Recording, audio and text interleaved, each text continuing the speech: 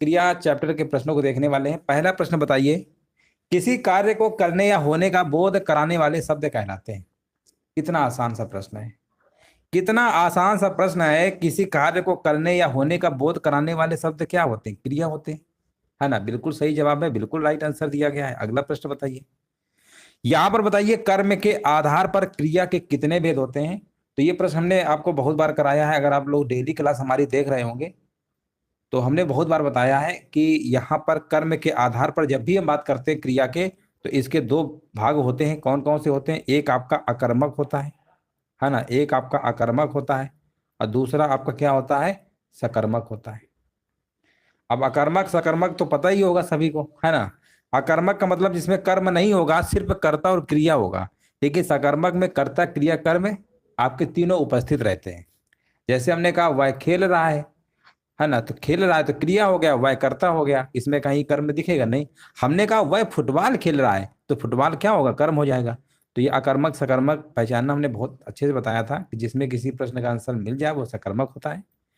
तुम्हारा आना खुशी की बात है, वाक्य में आना क्या है? हाँ बहुत बढ़िया, देखिए अकर्मक सकर्मक बिल्कुल सही आंसर बताया गया था। तुम्हारा आना खुशी की बात है, वाक्य में आना क्या है? तो वाक्य में आना क्या है? आना तो क्रिया है ना। आना क्या होगा? क्रिया होगा। बहुत बढ़िया। हाँ देखिए, जिस शब्द में किसी कार्य का होना या करना समझा जाता है या पाया जाता है उनको हम क्या कहते हैं? क्रिया कहते हैं। अगला प्रश्न बताइए। अब देखो यहां पर पूछा गया है किस वाक्य में सकर्मक क्रिया है।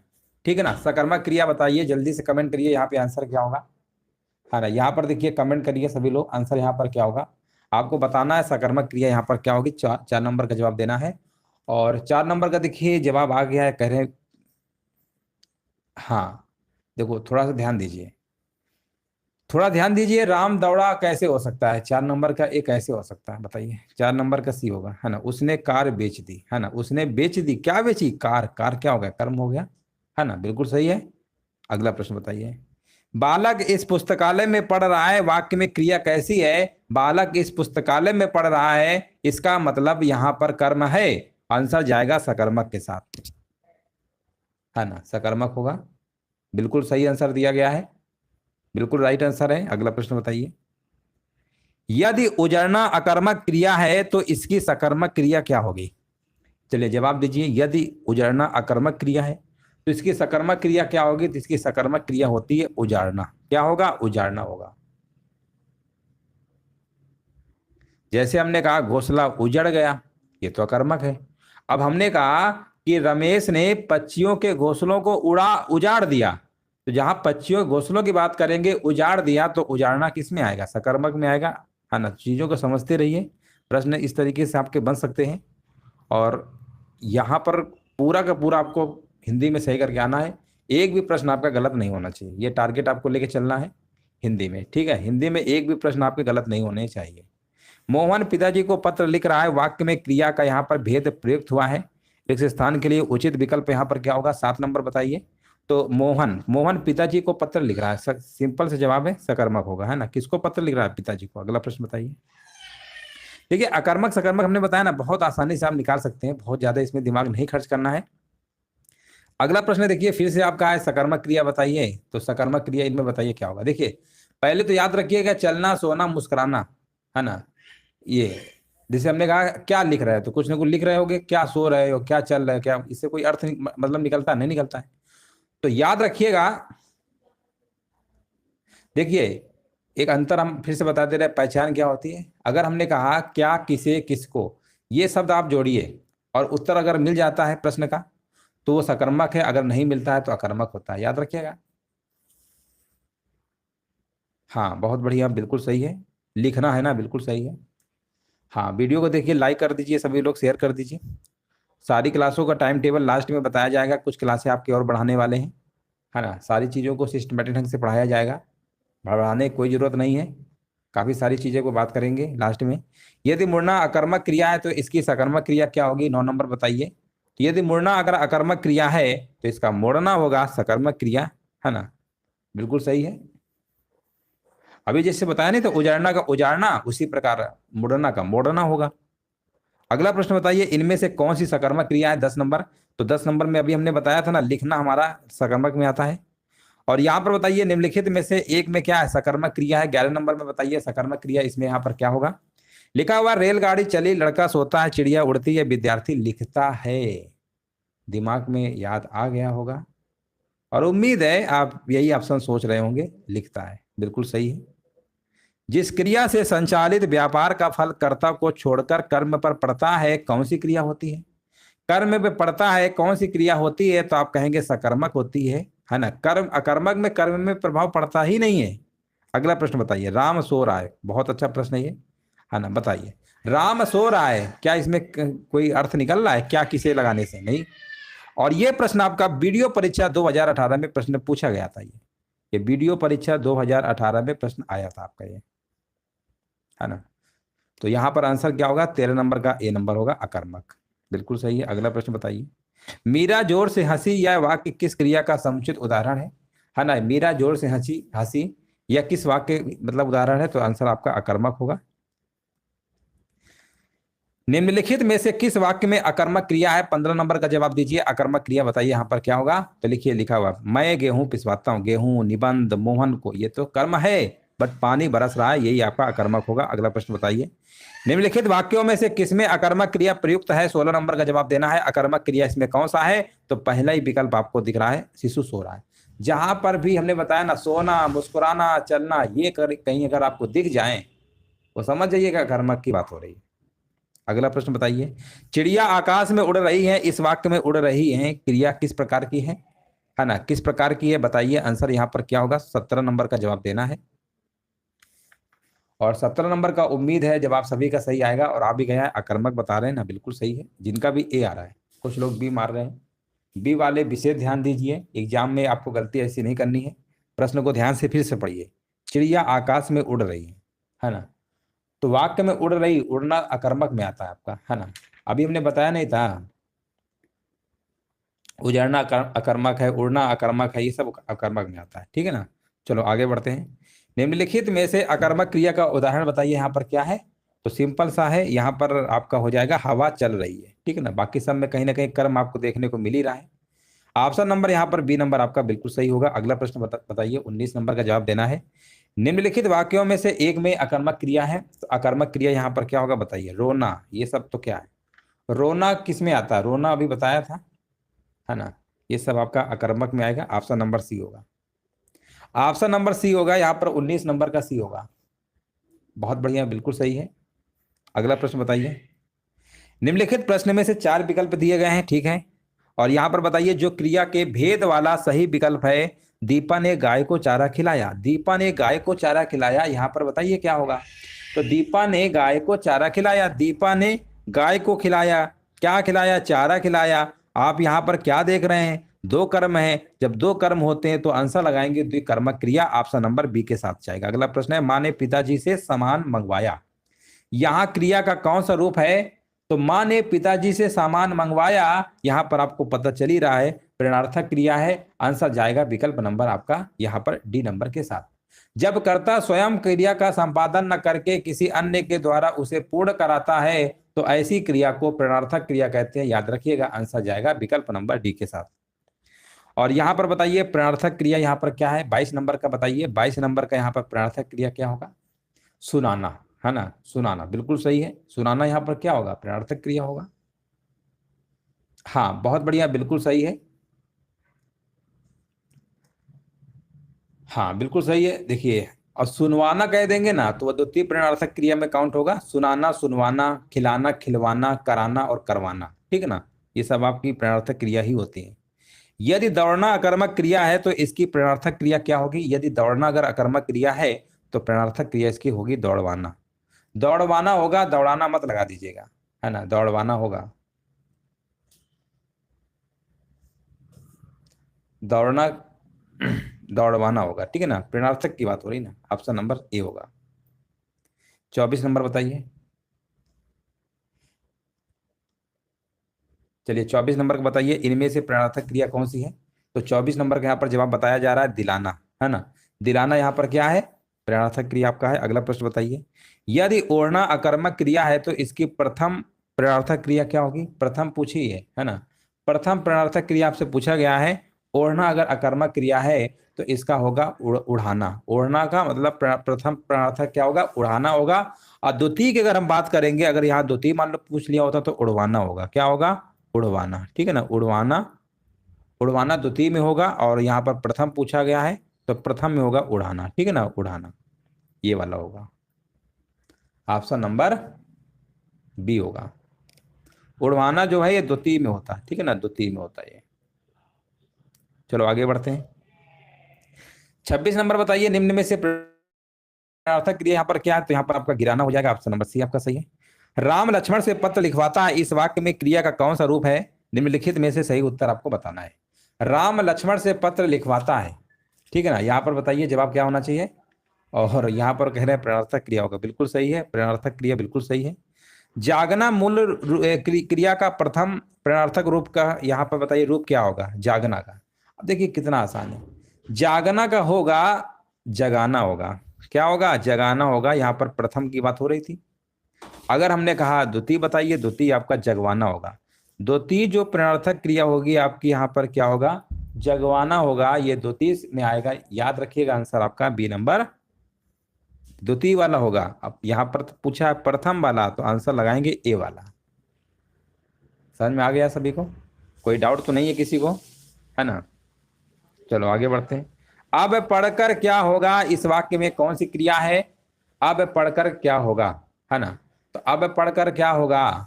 जब कर्ता क्रिया समाप्त कर दूसरी क्रिया प्रारंभ करता है तो पहली क्रिया पूर्वकालिक क्रिया होती है। जैसे हमने कहा उसने नहाकर भोजन किया, तो इसमें नहाकर क्या होगा? पूर्वकालिक क्रिया होगा। अब पढ़कर क्या होगा? आंसर यहाँ पर क्या है? पूर्वकालिक क्रिया है। आंसर जाएगा सी के साथ। बहुत बढ़िया, बिल्कुल सही है। अगला प्रश्न बताइए। जब कर्ता एक क्रिया समाप्त कर उसी क्षण दूसरी क्रिया में प्रवृत्त होता है तब पहली क्रिया क्या कहलाती है? तो तब पहली क्रिया आपकी होती है पूर्वकालिक क्रिया होती है। अभी हमने बताया था। आंसर जाएगा इसी के साथ। उस विकल्प का चयन करिए जो दिए गए वाक्य में क्रिया के भेद वाला सही विकल्प है। क्रिया के भेद वाला सही विकल्प है। ऑप्शन यहाँ पर पढ़िए ध्यान से, लिखा हुआ रोहन चाय पीकर बैठ गया। रोहन चाय पीकर बैठ गया, यहाँ पर आंसर जाएगा पूर्वकालिक क्रिया के साथ। ऑप्शन नंबर सी आपका सही है। और यहाँ पर नेक्स्ट प्रश्न है कौन सा संयुक्त क्रिया का भेद नहीं है?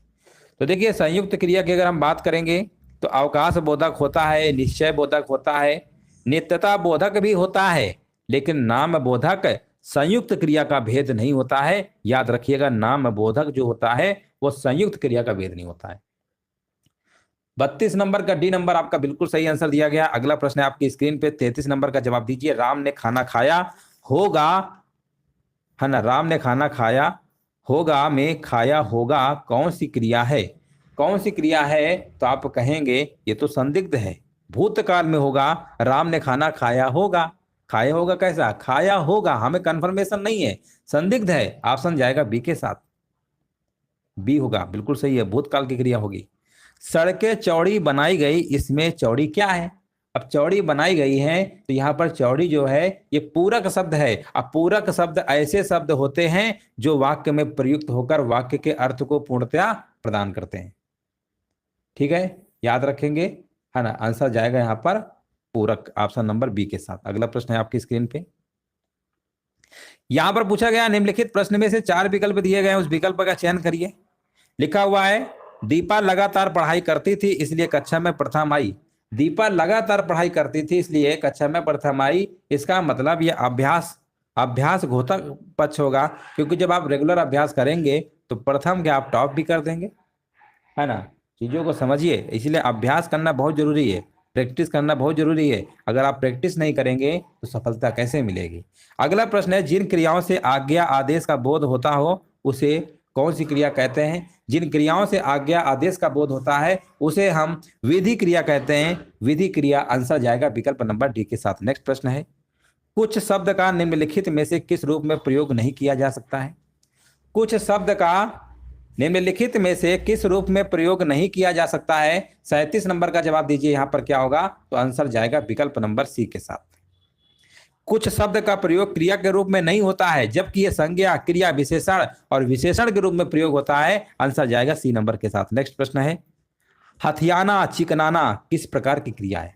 हथियाना चिकनाना किस प्रकार की क्रिया है? तो ये आपकी है नाम धातु क्रिया है, याद रखिएगा। नाम धातु क्रिया यानी नाम धातु क्रिया होती क्या है? संज्ञा सर्वनाम तथा विशेषण से मिलकर बनने वाली जो क्रिया होती है उसी को हम कहते हैं नाम धातु क्रिया कहते हैं। जैसे हमने कहा हाथ से हथियाना, बात से बतियाना और चिकना से चिकनाना। समझ में आ गया? ऑप्शन नंबर यहाँ पर आपको नाम धातु क्रिया लगा के आना है। नाम धातु क्रिया आंसर जाएगा ए नंबर के साथ। नेक्स्ट प्रश्न है, क्रिया के मूल रूप को क्या कहते हैं? वीडियो परीक्षा री एग्जाम 2023 में जो एग्जाम होना है, ठीक है ना, ये तो 2018 में प्रश्न पूछा गया था। ये ऐसा प्रश्न है आप विश्वास नहीं मानेंगे, वीडियो 2018 में तो पूछा ही गया था। साथ में कम से कम 4 से 5 एग्जाम और भी हैं जो विभिन्न परीक्षाओं में प्रश्न पूछा गया है। ये प्रश्न बहुत एग्जाम में पूछा गया है। अब सोचेंगे आसान प्रश्न है, पूछा गया है, लेकिन एग्जाम में जब आता है जिसने नहीं पढ़ा नहीं कर पाते। तो याद रखिएगा क्रिया के मूल रूप को क्या कहते हैं? क्रिया के मूल रूप को धातु कहते हैं। आज रट लीजिए, धातु कहते हैं, है ना। बहुत बढ़िया, देखिए जवाब आ गया है, धातु धातु धातु, कितनी बार धातु। और ये साबित किया जाता है कि आपकी तैयारी अच्छी है ना। धातु अगर आपको इतने कॉन्फिडेंस आंसर दे रहे हैं तो इसका मतलब तैयारी आपकी बहुत अच्छी चल रही है। और तैयारी जब अच्छी होगी तो सिलेक्शन से कोई दुनिया की ताकत ऐसी नहीं जो रोक दे। चूड़ी अच्छी थी में थी कौन सी क्रिया है ना, यहाँ पर बताइए। 40 नंबर का यहाँ पर आपका होगा योजक क्रिया होगा। हाँ बिल्कुल सही है, बिल्कुल राइट आंसर दिया गया। अगला प्रश्न बताइए, भारत कहां से कहां आ गया है रेखांकित क्रिया किस भेद के अंतर्गत आएगी?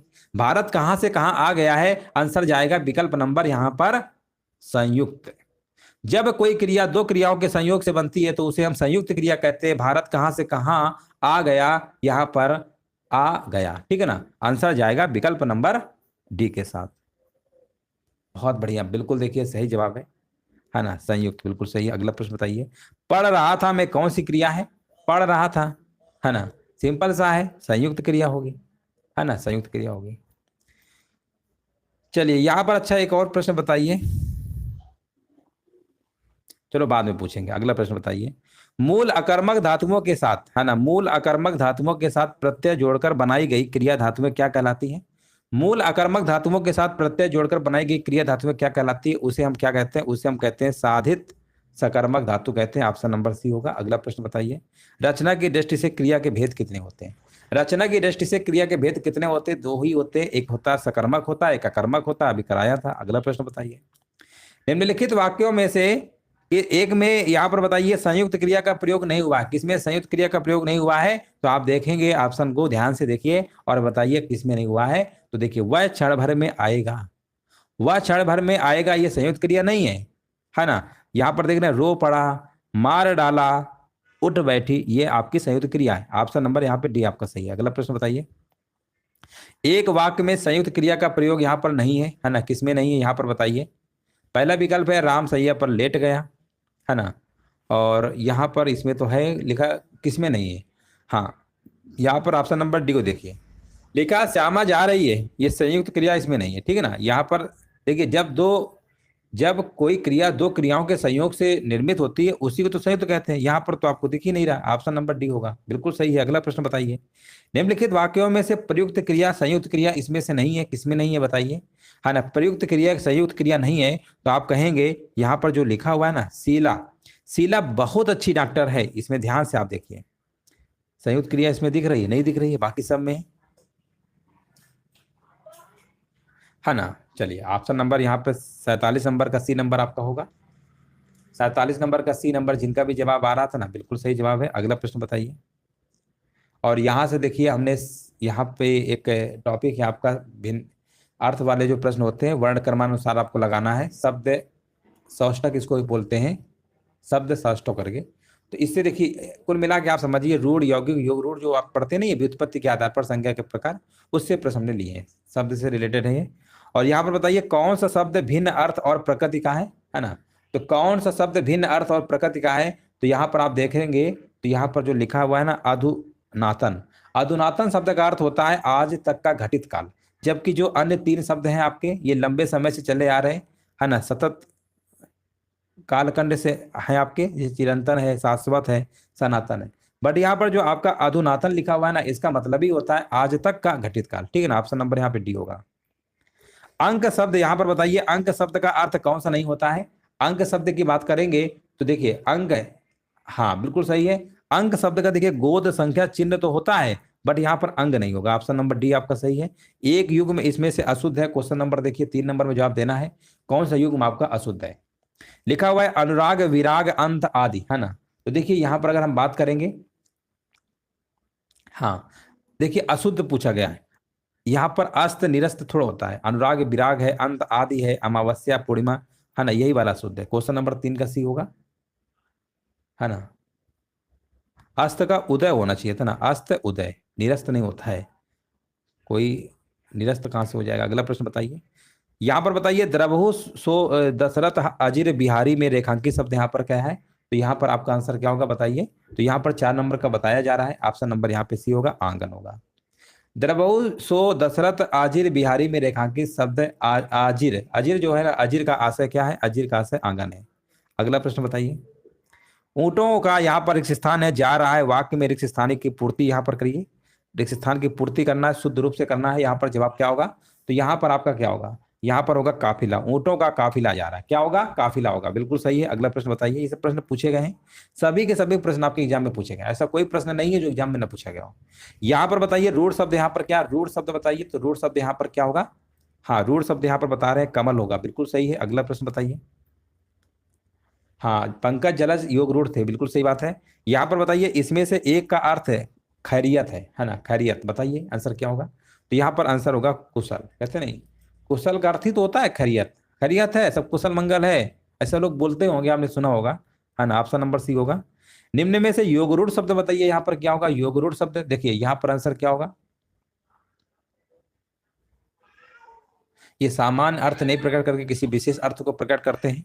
योग रूढ़ शब्द होते हैं जैसे जलज, जल में उत्पन्न होने वाला कमल। लंबोदर, लंबा है उदर जिसका गणेश भगवान। नीलकंठ, नीलकंठ है जिसका शंकर की बात हो रही है, शंकर भगवान की। तो आंसर यहाँ पर आपको जलज वाला लगा दीजिए, है ना। दूध वाला तो यौगिक शब्द है आपका।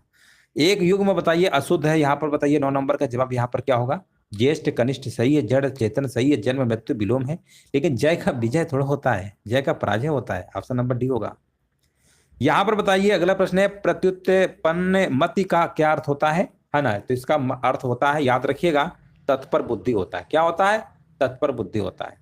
मंद बुद्धि जानते हैं ना क्या होता है, कम अक्ल वाला होता है। सहनशील होता है, करने वाला, है ना, सहनशील, सहन जो ज्यादा सह लेता है, ठीक है ना। और उल्टी खोपड़ी का मतलब जानते हैं क्या होता है, ऐसा जो उचित ढंग के विपरीत आचरण करता हो उसको कहते हैं उल्टी खोपड़ी। अगला प्रश्न बताइए। एक और प्रश्न अगला है 11 नंबर बताइए।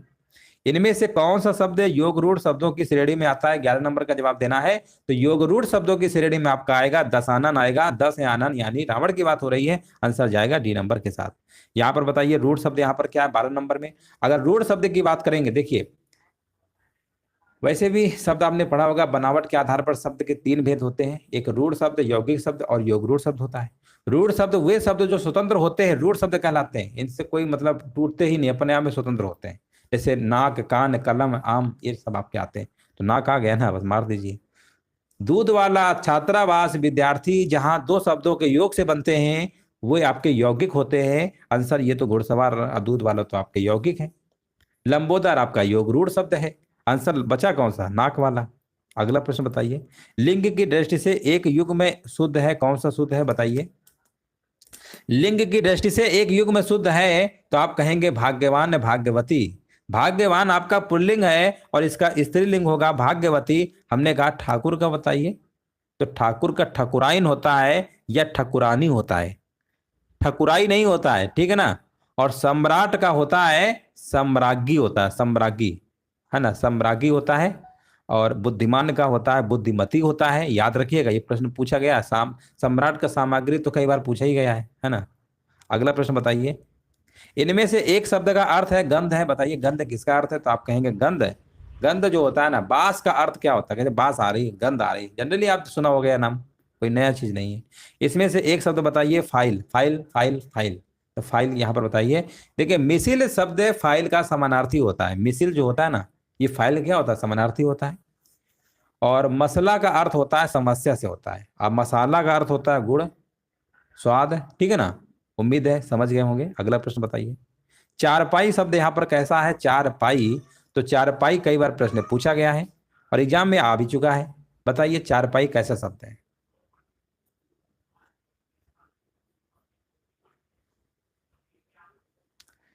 16 नंबर का यहाँ पर योग रूढ़ होगा, गलती से यौगिक मत लगा दीजिएगा, ठीक है ना। योग रूढ़ शब्द आपका होगा। नीलकंठ, लंबोदर, पीताम्बर, ये चारपाई, ये सब आपके योग रूढ़ में आते हैं। 16 नंबर का यहाँ पर आपका, हाँ बहुत बढ़िया, बिल्कुल सही जवाब दिया गया है ना। पंकज जलज, देखो अभी चर्चा क्या किए हैं, आ गया ना, लगा दो योग रूढ़।